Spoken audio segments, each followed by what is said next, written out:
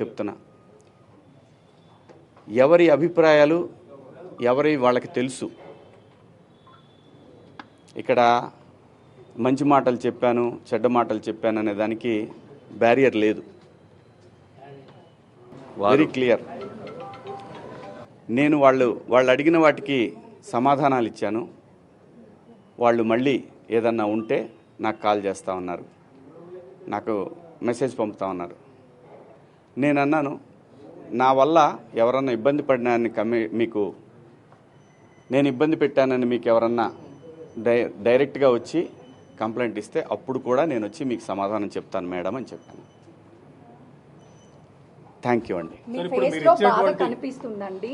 So apology చెప్పారు, కానీ ప్రకాష్ రాజ్ మాత్రము ఇప్పటికీ చెత్తగా మాట్లాడాడు. శివాజీ ఆడవాళ్ళ పట్ల గౌరవమే లేదు అని చెప్తున్నాడు. ఏం చెప్తారు మేడం?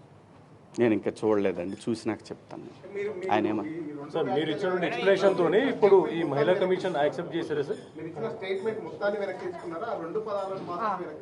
మీ మాటలకి కట్టుబడే ఉన్నారా? కేవలము 2 మాటలే పొరపాటుగా అన్నాను అన్నది మాత్రమే వెనక్కి తీసుకుంటున్నారు. వాళ్ళకి ఏవైతే నచ్చలేదో వాటికి నేను క్షమాపణ చెప్పాను. నేను ఇచ్చిన స్టేట్మెంట్ అలాగే ఉంది కదా, దాన్ని నేను వెనక్కి తీసుకున్నది ఆగుతుందా? కాదు కదా. నేను మంచి చెప్పటం తప్పు అనేది నాకు అర్థమైంది. సోషల్ మీడియాలో విపరీతమైనటువంటి మద్దతు వస్తుంది. నేను అనేది ఒకటే, ఏమవుతుందంటే ఎవరినో పొగిడిన తర్వాత ఇంకా ఎవరినో విమర్శించినట్టు అవుతుంది. కాబట్టి ఈ విషయాన్ని ఇంతటితో వదిలేద్దాం. దయచేసి అందరూ కూడా ఎవరి అంతరాత్మలకు వాళ్ళకి తెలుసు ఏం జరుగుతుందనేది. అందరి అభిప్రాయాలను గౌరవిద్దాం.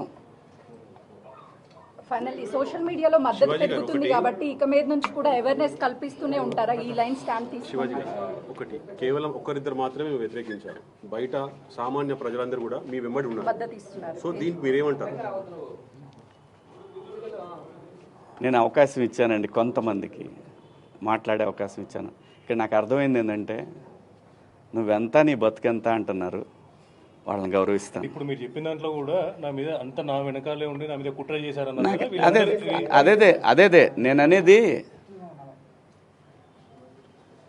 నేను ఎవరికి భయపడను. అంటే మీకు బాధగా అనిపిస్తుందా? నేను బతుకు తెరువుకి వచ్చేవాడిని, ఇక్కడ కాకపోతే కష్టపడేవాడిని, ఇంకో చోట పోయి బతుకుతా. అంతేగాని ఆత్మాభిమానం చంపుకొని ఎవడికో భయపడి ఎవడో బెదిరిస్తే ఎవడో వార్నింగ్లు ఇస్తే భయపడే రకాన్ని కాదు. అంత మాత్రం చేత వ్యవస్థలను గౌరవించకుండా, నేనుంటున్న పరిశ్రమను గౌరవించకుండా అంత విలువలు లేని బతుకు నేనైతే బతకట్లేదు. ఇదైతే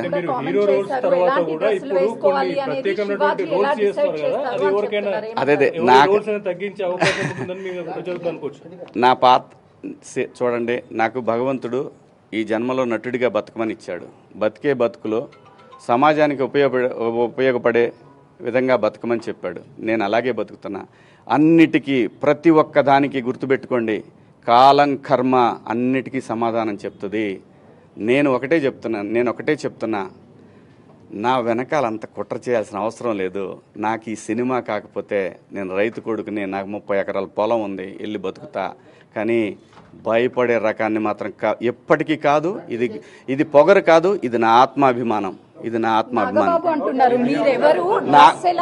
నాగబాబు గారిది నేను చూడలేదు. ఎవరు వీళ్ళిద్దరు మీరు చెప్పింది నేనేమీ చూడలేదు.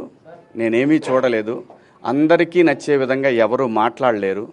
ఆఖరికి గాంధీజీ మీద కూడా హత్య జరిగింది. ఈ దేశంలో ఎవరిని, ఈ భూమి మీదనే ఎవరు సాటిస్ఫై చేయలేరు. యథార్థవాది, లోక విరోధి. తెలీదండి అన్ని. అదే ఎవరు కుట్ర పన్నుతున్నారు ఏంటనేది కనిపిస్తానే ఉంది. వాళ్ళకి ధైర్యం చిచ్చి పాపం, వాళ్ళకేం సంబంధం లేదు. వాళ్ళ అమాయకులు అంతే. నేను మహిళలకి చెప్పాల్సింది ఏమీ లేదు. దయచేసి ఒరే అబ్బాయిలు,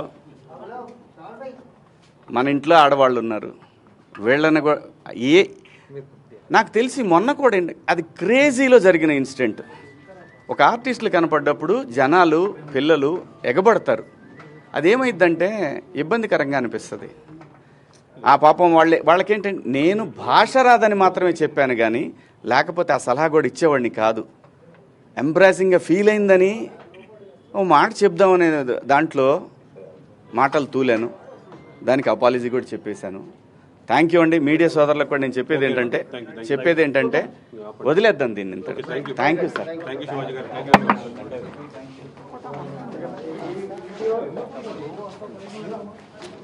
పైకి పెట్టినా కూడా మా దాంట్లో